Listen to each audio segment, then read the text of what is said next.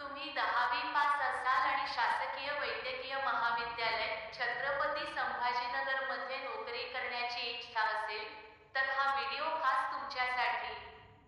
शासकीय वैद्यकीय महाविद्यालय मध्ये 357 जागांसाठी नोकरी करण्याची संधी तुमच्याकडे चालून आली आहे. अनेक चतुर्थ श्रेणी पदासाठी ही भरती जाहीर करण्यात आली आहे. या नोकरीसाठी तुम्हाला ऑनलाईन पद्धतीने www.gmcaurangabad.com या वेबसाईटवर जाऊन अर्ज करायचा आहे.